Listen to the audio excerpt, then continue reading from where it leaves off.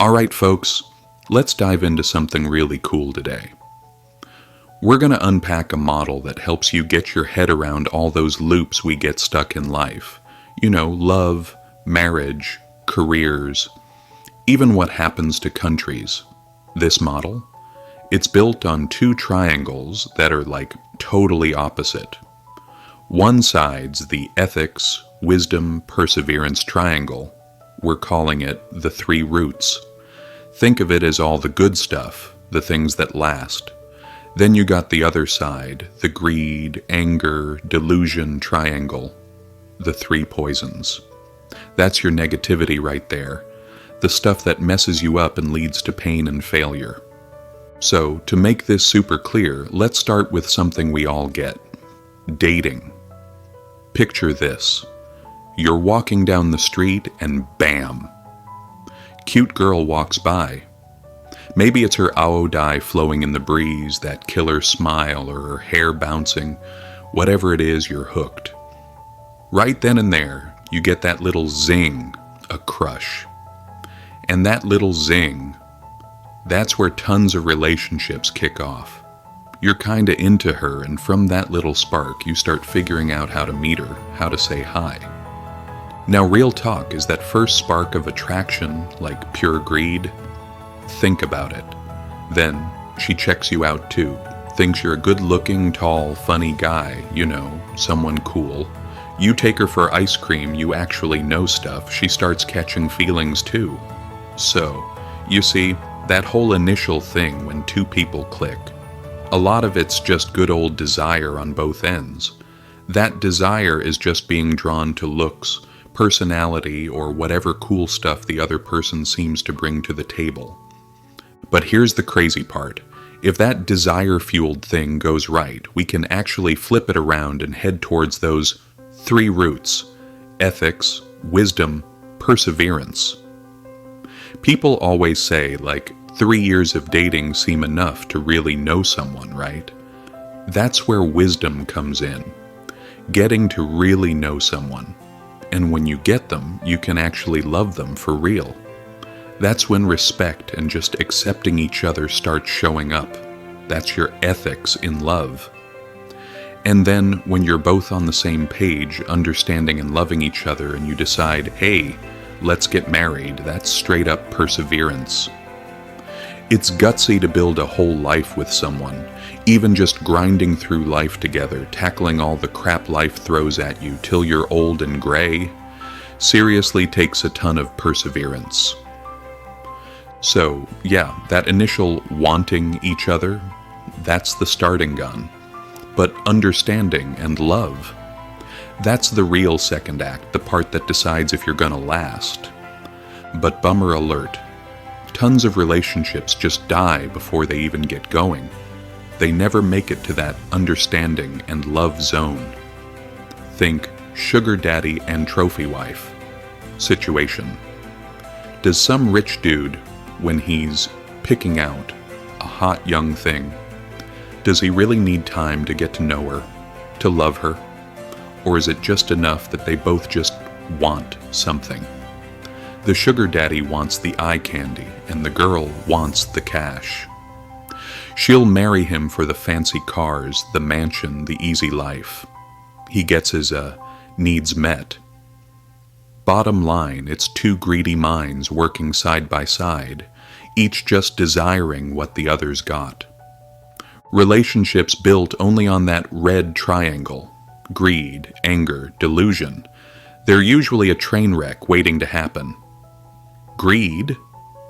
That can flip to anger real quick, like resentment, feeling ripped off when you don't get what you want. And anger? That can spin right into delusion, being totally blind and obsessed, or just plain fear. We see it all the time with those celeb quickie divorces, right? Trophy wife and tycoon goes bust. Deep down, they didn't get together for real love, just for the perks, the status. If your foundation's greed, anger, delusion, then that's exactly what's going to tear you apart too. Love at first sight? Same ballpark. When people are instantly obsessed with each other, they might just rush down the aisle before they really know who they're marrying. Lightning might strike fast.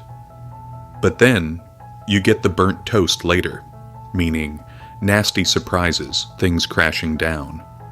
That's why real, solid love needs that getting to know you phase. Yeah, that initial spark is natural, but you gotta put in the time to understand each other so real respect can actually grow. That second stage, the understanding and love stage, is seriously key. You gotta push through that, get to the point where you accept each other, warts and all. That's when your perseverance muscles get flexed. Even when life gets messy, if you've got enough perseverance, you can chill out, stay grounded, and work through it together. Marriage only gets truly strong when you hit this level. Just liking someone and running to the altar? Super high risk.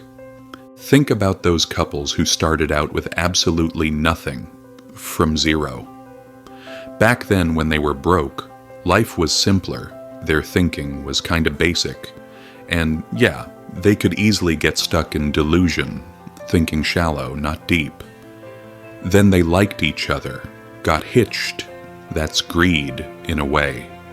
But lucky for them, a lot of those couples living life together, they managed to switch gears and head for the green triangle. They spent those first 3 years really figuring each other out. Wisdom. They busted their butts together, learned and grew side by side. Then they got married, had kids. Fast forward 20 years, they've got grown kids, 2 solid businesses. But things get too good, and suddenly, living the high life and cockiness start creeping in. Each person's got their own cash flow, their own thing going on, and their ego starts to balloon. Husband hits 40, wife's almost there, and they start thinking about me time, you know? Hubby might think, hey, I got the cash, why not enjoy it? And starts playing around or having affairs. Wife's no slouch either, thinks, if he's gonna ignore me, screw him, I'll find my own fun. And just like that, family blows up. So, their story started in the red triangle, greed, anger, delusion, when they were struggling.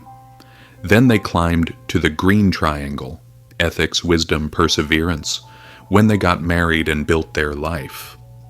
But when things got sweet, that live it up and overconfident vibe pulled them right back to the red triangle, and boom, divorce. That's a marriage reincarnation cycle right there. Year or 2 later, feelings lonely, they're back out there looking for the next happy ever after. Maybe wife number 2. This time the getting to know you phase. Shorter, maybe 6 months. This new relationship might just barely touch the green triangle before it's sliding right back into the red triangle. And then, hello, divorce number 2 after 2 years. Second reincarnation cycle starts spinning. Women who marry 3 times and still don't get it. They're just stuck in this same reincarnation cycle in their lives. So, what's reincarnation even mean here? It's a loop, a circle that just keeps spinning, repeating. You're doing something, but you're not getting better at it. You keep making the same old mistakes. That's reincarnation. It's not just about birth and death stuff. Even in love, marriage, you can get stuck in this loop if you don't wake up and change. Same thing goes for work, careers. That reincarnation thing can happen there too. Ever made dumb bad calls that tanked your business? Ever acted out of greed and watched it blow up in your face? Afterward, maybe you learn, you study, you start to kinda get it. You inch your way into the green triangle. You might even have some wins, make good money. But then, living large and thinking you're all that creeps back in. you're back in the red triangle. Market shifts, something unexpected hits, and bam! You're back to square one. Reincarnation cycle, round 2. Vietnam's been through this cycle, like a bunch of times. Remember the stock market boom and bust way back?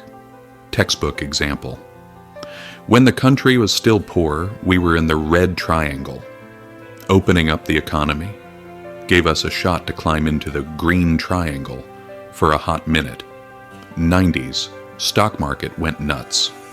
People thought they were rich, successful, on top of the world. Then, crash. Everyone who was partying, living it up, bam, back down to the red triangle. 4-5 years later, real estate takes off. Everyone in real estate's a winner. People feel like they're tougher and smarter than everyone else, thinking they're in the green triangle again. But then, live it up kicks in, and just a few years later, another shock. Real estate market freezes solid, and tons of people are in free fall again. Most recently, the Bitcoin craze 2 years back. It sucked everyone in. Promised quick riches. Loads of people thought they were in the green triangle, but really, greed, anger, delusion was still running the show. Then, market dump, tons of people wiped out. Living large and overconfidence. Those are the things that drag you back to the red triangle. The heart of living large is greed, and being arrogant and looking down on people is delusion.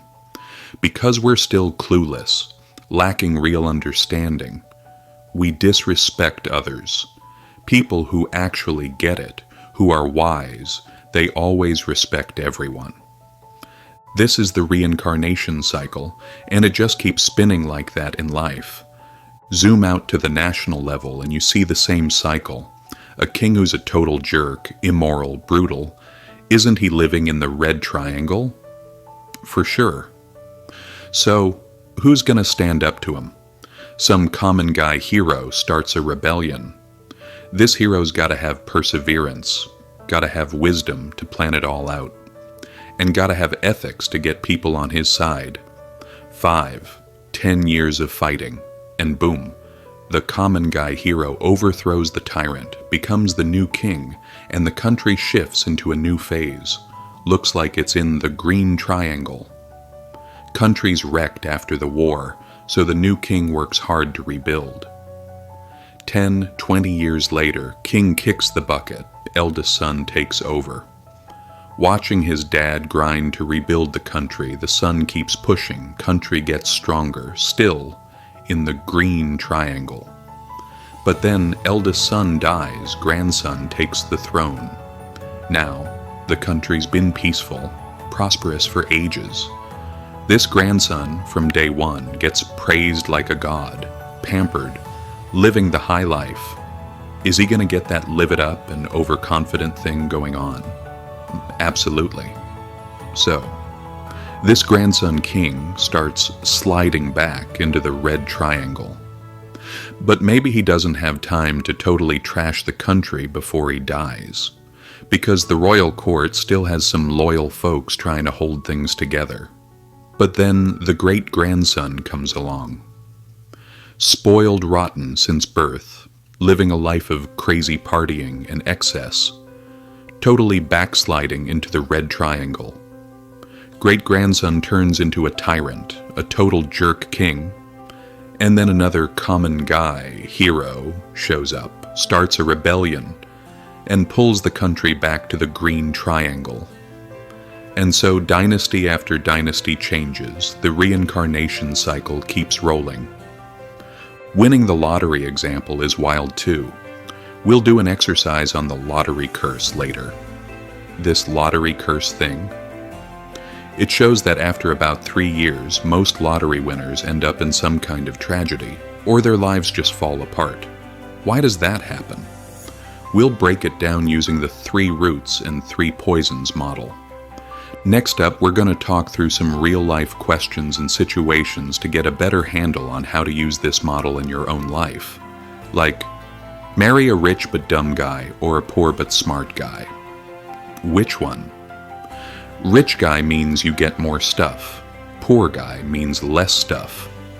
Rich but dumb screams delusion, while poor but smart could head towards the green triangle. So who do you pick, or do you pass on both? But if you pass, you're just doubling your chances of staying single forever. Don't wait for Mr. Perfect, ain't gonna happen. Another one. Marry someone who's crazy about you or someone you're crazy about. Let's rephrase that using our model. Marry someone who desires you or someone you desire. Gotta think that one through. How do you build a family that lasts? Families that fall apart are usually stuck in the red triangle. To build a solid family, you gotta get to the green triangle. What's the fuel for the green triangle? It's the three treasures: wise mentors, awesome books, and a solid crew of friends. The how-to is the learn, reflect, do cycle. Gotta nail these things to build a happy family. Buddha saw this whole reincarnation cycle thing way back, so he showed us the path of Vipassana meditation. This meditation thing helps you move into the green triangle, at least a bit. Getting all the way into the green triangle, that's enlightenment, super tough. But when you get a piece of the green triangle and want to hang on to it, not get lost again, you gotta learn meditation. No other way around it. Without meditation, sooner or later, that live it up and overconfident attitude is gonna drag you back to the red triangle. Big ego will pull you down. Meditation helps shrink that ego. When your ego chills out, you don't get tempted or triggered so easily. Think about it. Truong Phi's ego, big or small. Huge ego, that's why his own guys killed him. Quan Van Truong's ego, big or small. Also massive, which is why Sun Quan offed him later. When Sun Quan captured Quan Van Truong, he untied him, treated him like a VIP, even offered his daughter's hand in marriage. But Quan Van Truong spat in Sun Quan's face, saying, "I'm a dragon, you're a dog, no way." Quan Van Truong was a prisoner, and Sun Quan was the king, bending over backward to be nice, and Quan Van Truong still arrogant as hell, all because of his giant ego. That ego was his downfall. Read history, and you see Chinese generals mostly didn't do meditation. Being a famous general without meditation. Not a top-tier general, just a level 4 leader. Level 5 leaders. Crazy humble. In Romance of the Three Kingdoms, there's one super humble leader, Zhao Zilong. A warrior general who was totally humble. That's Zhao Zilong. Other generals were all cocky and arrogant. Zhao Zilong was crazy humble. Always respectful on the street, but unstoppable in battle. That's the difference. Bottom line, those are the topics we've covered, and here are some exercises to get you thinking deeper about the 3 roots and 3 poisons model. Like, marriage or teamwork. Gotta be opposites attract, same as lame. Why? True or false? What's good to be the same? What's good to be different? Sometimes different is good. Sometimes same's good. Depends. Gotta look at each case. Then, rich student A, poor student B, same smarts, same morals, hiring time. Who gets the job? Or, mother-in-law and daughter-in-law drama. What mind games are happening and how to fix it? 3 kids playing, should they compete or share? Why? What mindset's in charge and how to change it? Then, country husbands hitting wives, city wives hitting husbands. Why? Gotta explain that. And hey, jail, freedom, happiness. What's really going on under those words? You gotta unpack all that. And last one. Do what you love is freedom. Love what you do is happiness. How do we tweak that to make it right? Going out drinking is freedom. Loving drinking is happiness. Does that work? Corruption's freedom. Loving corruption is happiness. Okay? Gotta think about it and adjust those ideas.